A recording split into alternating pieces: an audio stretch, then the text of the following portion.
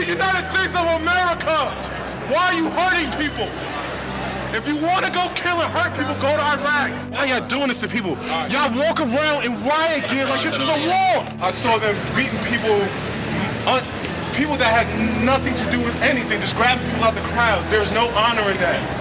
My mom, my father, everybody has served in Iraq, Afghanistan. Well, I did 14 months in Iraq. My father was in Afghanistan. My mother did a year in Iraq. We fought for this country. I don't come home. I'm in New York City. I am from New York City, and these cops are hurting people that I fought to protect. There's no reason for this. There's no honor in hurting unarmed civilians, and I won't let it happen. Have a good night. I served with Kilo Company, 3rd Battalion, 8th Marines as an automatic machine gunner. There's a term, once a Marine, always a Marine. But there's also the term, eat the apple, F the core. I don't work for you no more.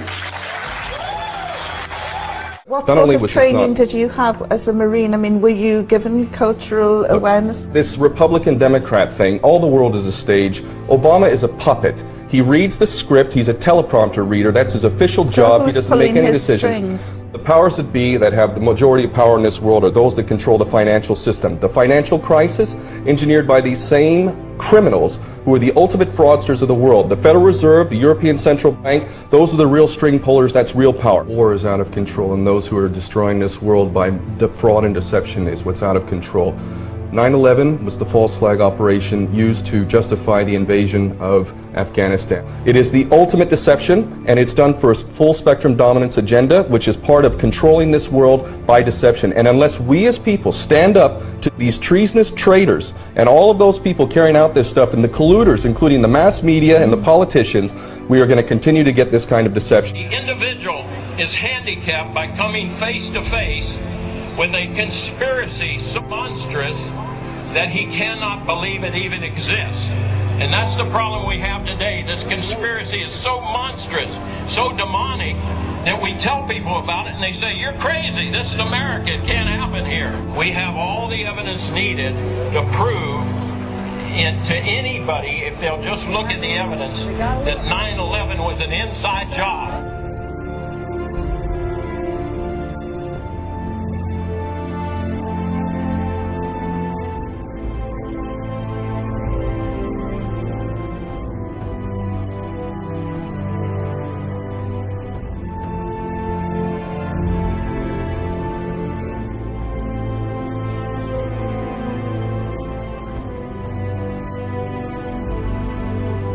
I wanted to fight in the war.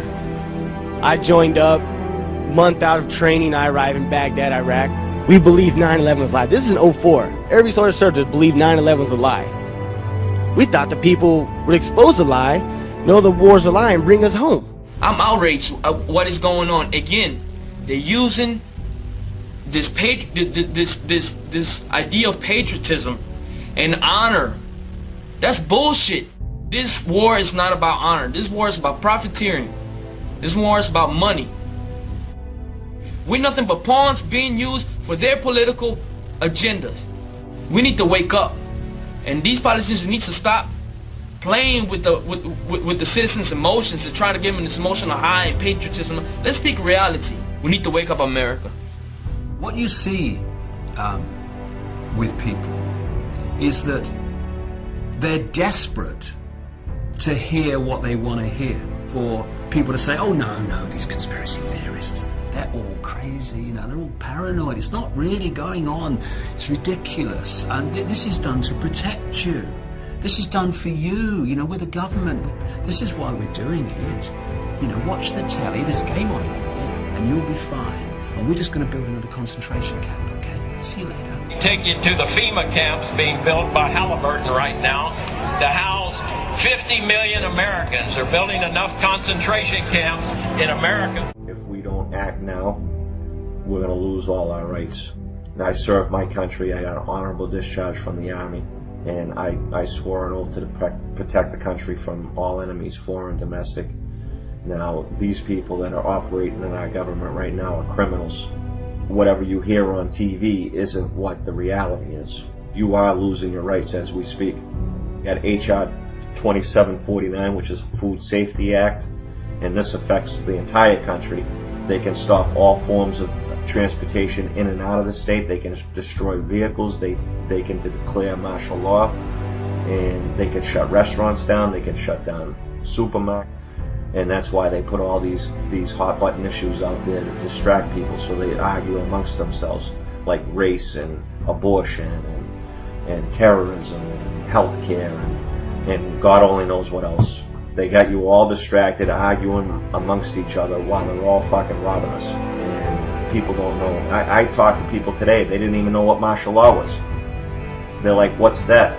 And when I told them, they couldn't believe it. I mean, people have to wake up. And it's unfortunate, but we're at a point right now that if people don't wake up, they're going to lose everything that they fought for. That's where we fell off. We were out watching football or basketball or baseball or going on the beach or talking on the internet or texting each other, whatever the case may be. The last nail is being driven into the coffin of the American Republic, yet Congress remains in total denial as our liberties are rapidly fading before our eyes. The process is propelled by unwarranted fear and ignorance as to the true meaning of liberty. It is driven by economic myths. Who would have ever thought that the current generation and Congress would stand idly by and watch such a rapid disintegration of the American Republic, which is equivalent to granting dictatorial powers to the president.